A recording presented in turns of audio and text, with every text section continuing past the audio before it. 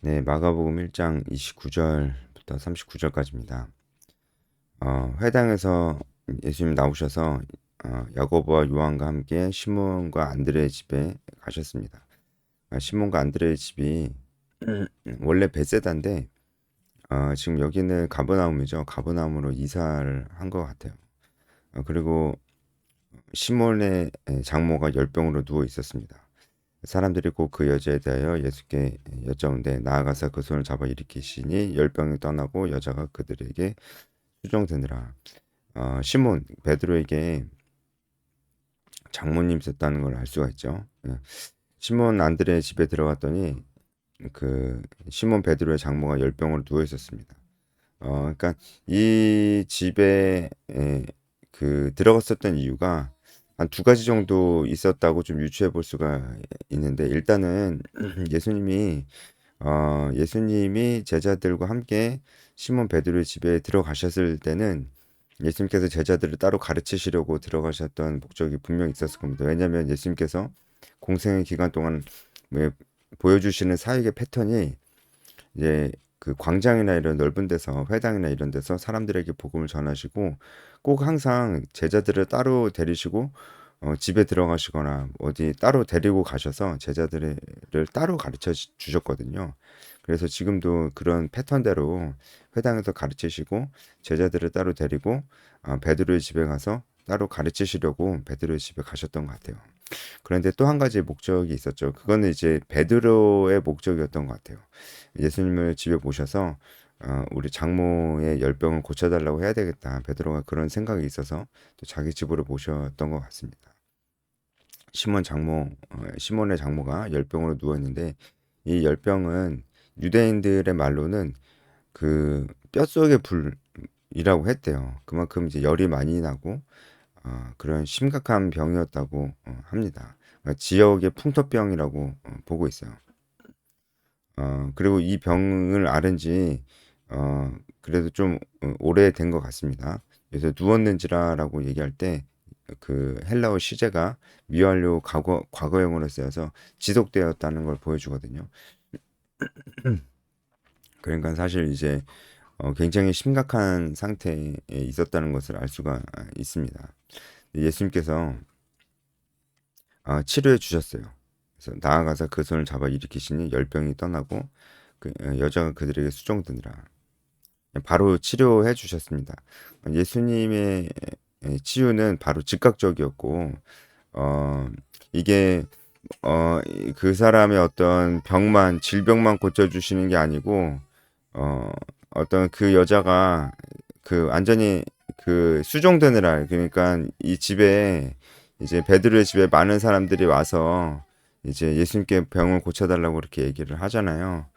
그때 사람들이 많이 몰리니까 정신 없었을 텐데, 그때 이 시몬 베드로의 장모가 많이 도움을 줬던 것 같습니다. 이렇게 뒷바라지 해주고 이제 그렇게 했었던 것 같습니다. 그래서 수정되느라라는 얘기를 한 것 같은데, 그 얘기는 이제 예수님의 치유가 어떤 사람의 어떤 육체적인 질병뿐만이 아니고 그 사람의 어떤 전인적인 치유까지도 그렇게 주시는 부분들이 있다는 것을 좀 볼 수가 있습니다.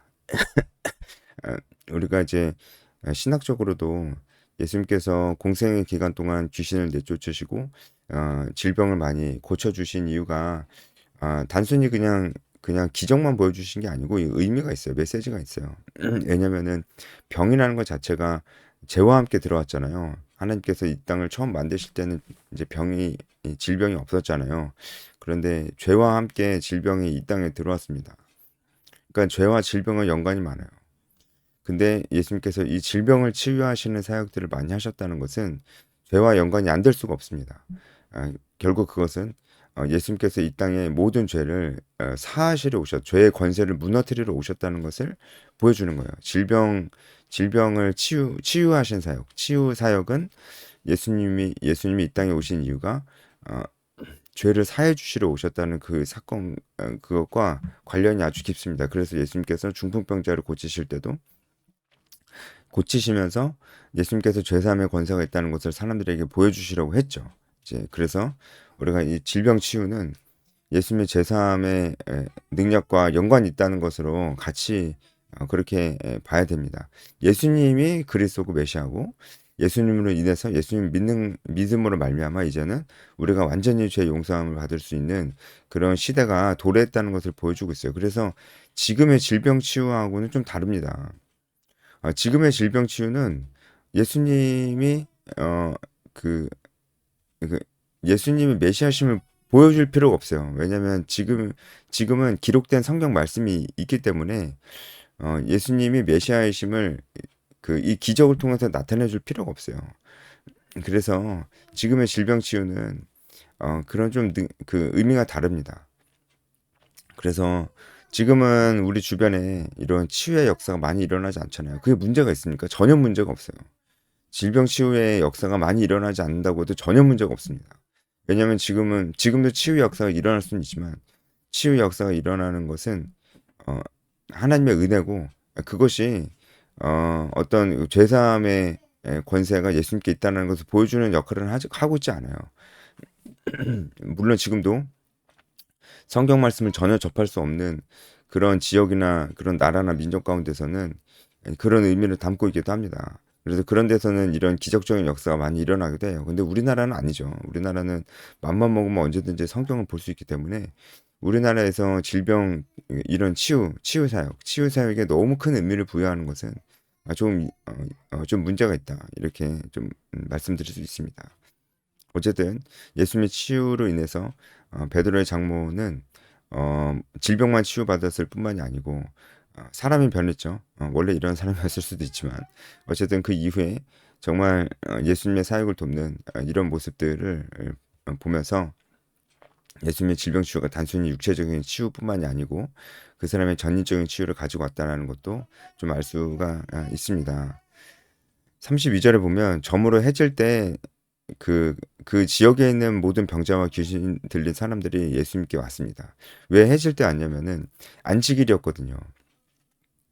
그러니까 벌써 안식일에 예수님이 베드로의 장모를 고치신 겁니다. 그러니까 벌써 예수님은 안식일에 구애받지 않으셨죠.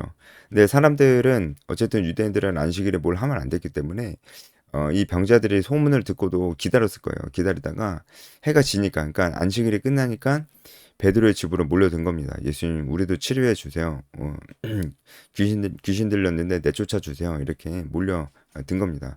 이 귀신 들린 사람들도 어, 참 많이 나오죠, 그죠? 아니 왜 예수님 시대 때는 이렇게 귀신 들리는 사람이 많은 거야? 이렇게 생각할 수 있는데 귀신 들린 사람이 있긴 있었겠죠. 그리고 많이 있었겠죠. 많이 있었는데 성경에 이런 사람들이 많이 등장하는 이유는 예수님께서 귀신을 내쫓는 사역들을 많이 하셨고 그것을 보여주신 이유도 예수님께서 치유 사역을 하신 이유와 똑같습니다. 귀신을 내쫓은 것도 제가 저번 영상에서 말씀드렸지만 이 사탄의 세력이 이제 완전히 패배했다. 는 것을 보여주시려고 귀신을 내쫓는 사역을 보여주시는 이유가 있어요. 그래서 그것이 단순히 그냥 귀신을 그냥 내쫓는 게 아니고 예수님으로 인해서 이제 죄사함의 권세가 이제 믿는 자들은 다 이제 죄사함을 얻게 되었고 사탄의 권세가 완전히 멸함을 당하게 되었다라는 것을 보여주는 거죠. 그래서 예수님의 기적은 그냥 기적이 아니고 표적이에요. 표적은 메시지를 담고 있는 기적이잖아요. 그래서 그 메시지는 예수님이 메시아 그리스도다라는 거죠. 예. 그리고 예수님 믿음으로 완전히 죄 사함을 받는 그런 시대가 도래했다. 그리고 예수님께서 오심으로 죽으시고 부활하심으로 사탄의 권세가 완전히 패배했다라는 메시지를 담고 있는 기적이 바로 표적이에요. 표적의 의미로 예수님께서 치유하시고 죽기 귀신 내쫓은 사역을 하신 거지. 그래서 이거 단순히 그냥 기적으로만 보면 좀 문제가 있습니다. 그래서 지금도 치유 사역과 마찬가지로 축계 사역도 그런 현상들이 많이 일어나진 않잖아요. 그래서 전혀 문제가 없습니다. 축계 사역이 많이 일어나지 않는 게 전혀 문제가 없고 괜히 이 사람 저 사람 다 귀신 들린 사람처럼 보는 것도 문제가 있습니다. 대부분의 경우는 귀신 들린 것이 아니고 정신적인 문제인 경우들이 거의 대부분이에요. 그것들을 다 정신병을 귀신 들림으로 다 싸잡아서 그렇게 생각하는 거 다 문제가 있습니다. 네, 예수님의 사역을 우리가 좀 정확하게 볼 필요가 있고 34절에 예수님께서 예수님이 메시아 되심을 귀신들이 자꾸 말하려고 하는데 말하지 못하겠어요. 우리가 전 영상에서도 봤죠. 그 귀신 들린 사람이 예수님에 대해서 말하는 것을 예수님께서 금하셨습니다. 그것은 이게 예수님 자신이 메시아라는 것을 사역 초반에 잘 드러내지 않으시려고 했어요. 이것을 메시아 은닉사상이라고 하는데요. 예수님께서 메시아라는 것을 잘 드러내지 않는다라고 해서 메시아 은닉사상이에요. 그러니까 이것은 예수님께서 초반부터 메시아이심을 나타내시면은 사람들이 예수님을 정치적인 왕으로 자꾸 삼으려고 할 것이고 좀 더 빨리 그렇게 할 것이고 그리고 예수님의 대적들이 예수님을 죽이려고 하는 것을 조금 더 빨리 할 거잖아요. 어차피 사람들은 예수님을 정치적인 메시아로 결국에는 그렇게 알게 되었습니다. 그리고 그런 의미로 예수님을 따르게 되었습니다. 결국에는요. 그리고 결국에는요. 예수님의 대적들이 예수님을 죽이려고 했고 죽였습니다. 그런데 그 일이 빨리 오면 안 돼요. 빨리 오면은 예수님 사역에 지장이 생기잖아요. 그래서 최대한 천천히 알리시려고 했습니다. 그리고 나중에는 때가 되니까 예수님께서 감추지 않으시고 다 드러내고 알리셨어요. 근데 그럼에도 불구하고 사람들이 못 알아들어서 문제였죠. 근데 초반부터 이렇게 예수님께서 알리시면은 사람들한테 알려지면은 예수님의 사역에 초반부터 지장이 많이 생깁니다. 그래서 예수님께서 예수님 메시아시고 그리스도 되심을 직접적으로 말로 표현하지 않으셨던 거예요. 이것을 메시아 은닉사상이라고 합니다. 근데 이제 귀신들이 자꾸 그 얘기를 하는 거는 귀신들이 막 거룩하고 막 신앙심이 좋아서가 당연히 아니고 예수님의 사역을 방해하려는 목적으로 자꾸 메시아이심을 드러내려고 했다는 것을 우리가 알 수가 있죠. 메시아 은닉사상에 대해서 우리가 좀 알아봤고 35절에 예수님께서 기도하시는 장면이 있는데요. 새벽 아직도 밝기 전이라고 하면은 새벽 3시부터 6시 사이까지의 시간을 얘기합니다. 예수님께서 기도하시는 장면이 이 복음서에 많이 나오는데 이 마가복음에는 예수님께서 기도하시는 장면이 3번 등장합니다. 그것은 바로 갈릴리 사역의 그 초기 선교 때 초기에 예수님께서 기도하시는 장면이 나오는데 그 초기 사역이 바로 지금입니다.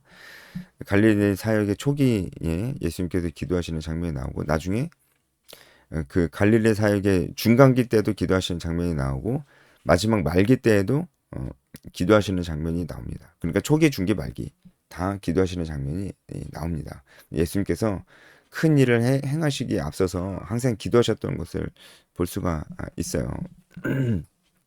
예수님의 기도는 바리새인들의 기도와 달리 막 보여주기식이 아니고 정말 하나님과 은밀하고 친밀하고 깊은 교제였다라는 것을 또 알 수 있어요. 예수님께서 기도하시러 가셨는데 36절에 베드로와 또 함께 있는 사람들이 예수님의 뒤를 따라갔습니다. 여기서 지금 예수님을 따라가는 게 별로 좋은 의미로 따라가는 게 아니에요. 왜냐면 여기서 따라가라고 하는 이제 헬라어는 굉장히 추적하다, 기어코 쫓아가다 그런 뜻이 있거든요. 그러니까 왜 이 베드로와 사람들이 예수님을 찾았고 예수님을 왜 추격하고 추적을 해서 찾아냈겠어요? 예수님 기도하고 계신데 찾아낸 거잖아요. 왜 그랬겠어요? 지금 사람들 좀 고쳐달라고 사람들 많이 와 있으니까 좀 고쳐달라고 사람들이 예수님 찾으니까 좀 고쳐달라고 그런 의미에서 무리하게 예수님을 막 쫓아가고 추적하고 막 그랬던 것입니다.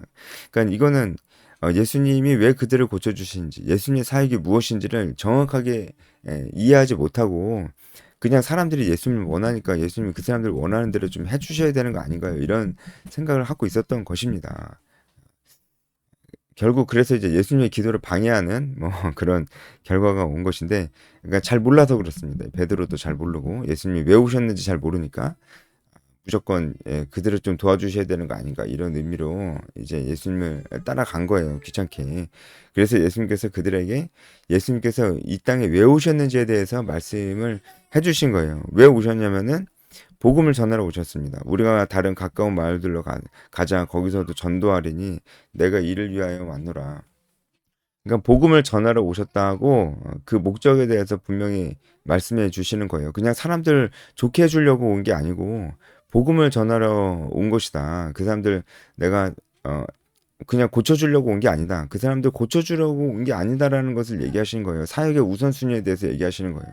사역, 예수님 사역의 우선순위는 어, 가난한 자들을 도우시기도 하고 병든 자들 고쳐주시고 소외된 자들과 함께 하신 것이 있었지만 그것이 사역의 우선순위가 아니고 예수님께서 이 땅에 오신 이유는 분명한 목적은 복음을 전하러 오셨다는 것을 분명하게 말씀하고 계시는 겁니다. 그래서 결국은 베드로의 집으로 가지 않으셨어요. 거기 사람들이 고쳐주세요 하고 기다리고 있는데 가지 않으셨다는 것을 우리가 유추해 볼 수가 있습니다. 사역의 우선순위가 있었습니다. 이것은 예수님께서 공생의 전반적으로 예수님께서 보여주시고 있는 바이기도 합니다.